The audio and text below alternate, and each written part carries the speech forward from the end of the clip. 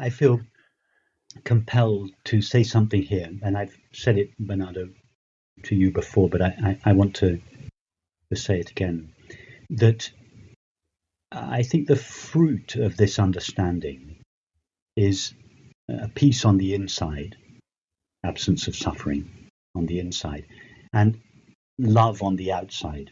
And when I say love, I don't just mean a warm, cozy feeling.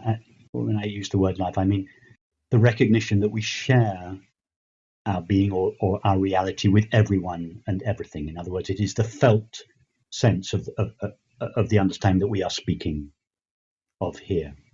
So these two experiences are I would suggest, a fruit of this understanding: peace on the inside, love or beauty, oneness on the outside.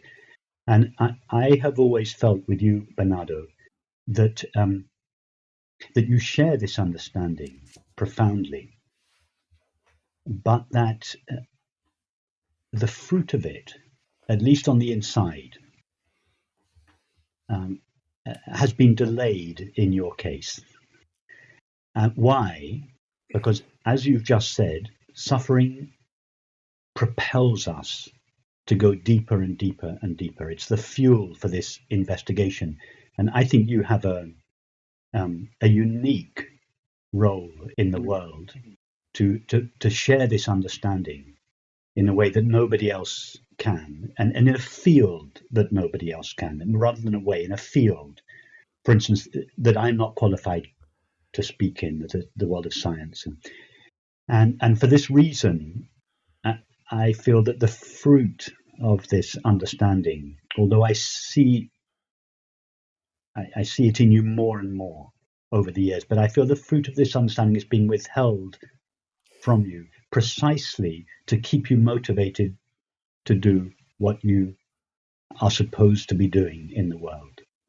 And I think as time goes on, I see it happening in you already. I think as time goes on, this piece will gradually emerge in your experience.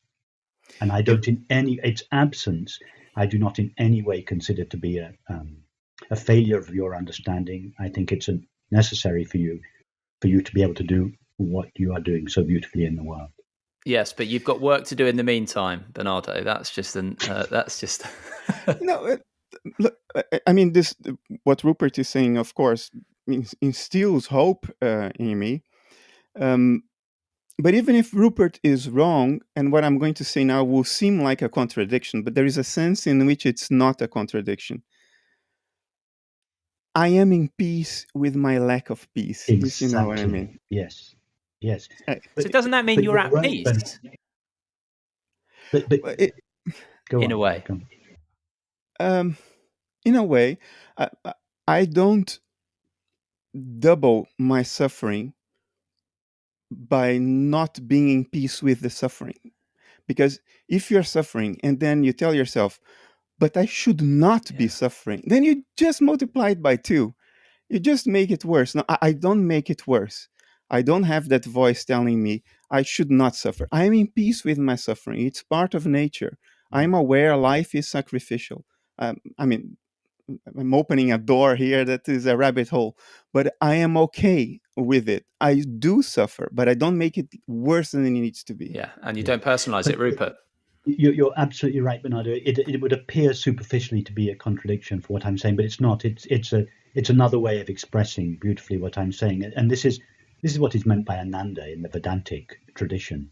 It's the peace that lies behind the content of our experience. Whatever, it's the peace that passeth understanding, the peace that has nothing to do with what is taking place. So that your suffering is in the foreground. It's the content of your experience. And most people's experience of suffering is that takes up the full picture.